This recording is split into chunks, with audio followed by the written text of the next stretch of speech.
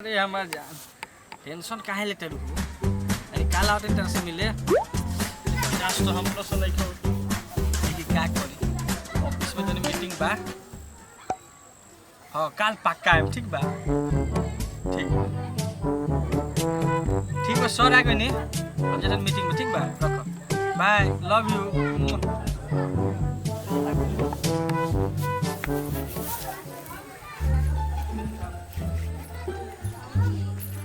क्या हो कहाँ रहलू इतना देर 1 घंटा से तार इंतजार करते नहीं का करी बहुते लुका छुपा के आवे के पड़ता गांव के लोग देखी तो बहुत मुश्किल हो जाई। अरे लोग देखी तो का हो जाई कोनो डर बा का हम तरह से सच्चा प्यार करेनी कुछ ना होई। ठीक बा हम तोरा पर विश्वास करेनी लेकिन तू हमरा विश्वास के मत तोड़ी। अरे ये सब सोचला कोनो बात नहीं है जल्दी से बैठ जा ना तो क्यों देख ली तू जब हमरा से मिले ना हमरा बहुत खुशी होला।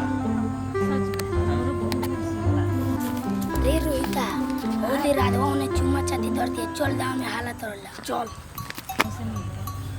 ठीक बा लेट होता हम जाता नहीं काल मिलल। अरे काल हमरा काम बाटे परसों मिलल जे ठीक बा ठीक बा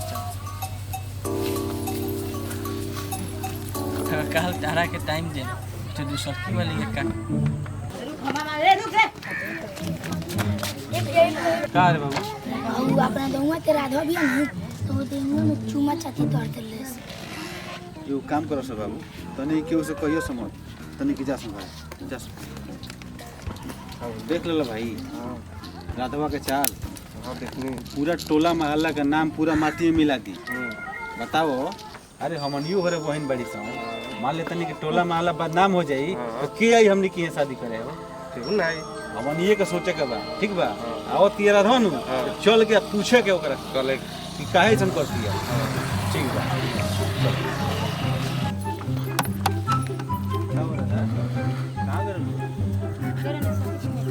सखी से भेंट करे गलू है कि कोनो लड़का से भेंट करे गलू है देखो हमनी के सब पता बा तू कोनो लड़का से भेंट करके आवत रू आजकल के जो लड़का बड़े सन वो लड़कियन के प्यार के जाल में फंसा के ओकरा संग गलत व्यवहार करता है सन आ बाद में ओकरा के धोखा देता है सन ये ठीक नहीं है ना वो हमसे बहुत सच्चा प्यार करेला वो हमके धोखा नहीं खन दे सका। प्यार में वादा सब केहू करेला निभावेला केहू केहू अगर तरह के बदनाम करके कल के दिन छोड़ दलस तो कहाँ कराबू तू ओकरा से पूछो कि तरह शादी करी हूँ ठीक बा हम पूछ के बताए। ठीक बा बदनाम करला के बाद शादी ना होई तो ठीक ना होई ठीक बा नु जा पूछ के बताइए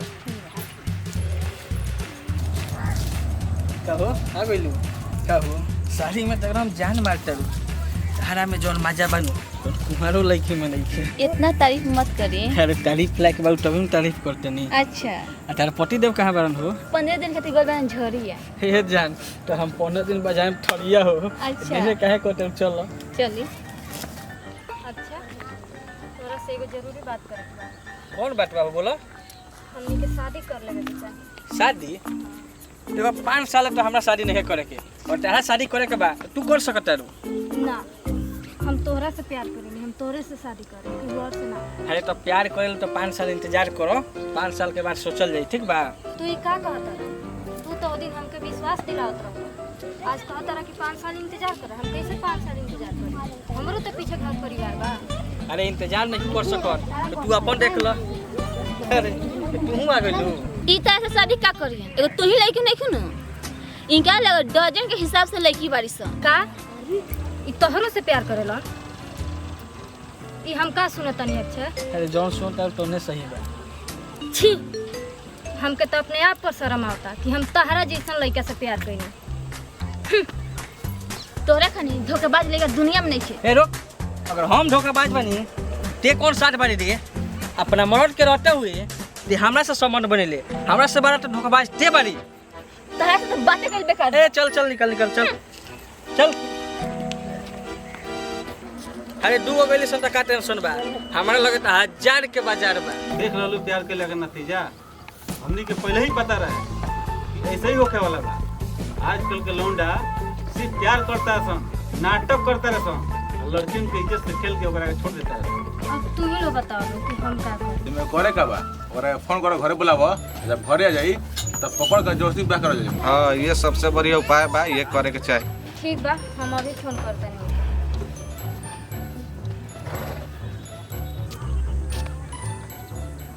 रे ई काहे थे फोन करती हेलो का हो गुस्सा में तोहके बहुत बुरा भला बोलनी है। हम तो उसे बहुत प्यार करेंगे, हमके माफ कर दो। चल ठीक बा, हम तोरा के माफ कर देनी। घरे आज केहू नहीं खे, आज शाम के तू मिले आओ हमसे। ठीक बा, हम आ जाए। जाल में फंस चुका चले के हम लेके छुप ले जाओ, जैसे आई ओकरा के पकड़ ले। चलो हम लेके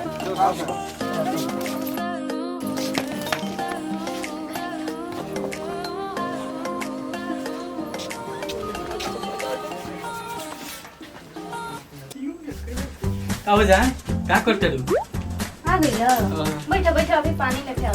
जल्दी लेके आओ, हमरा से इंतजार नहीं करो तो। आज तो मजा आ जाए, रात रात के मजा उठावल जाए।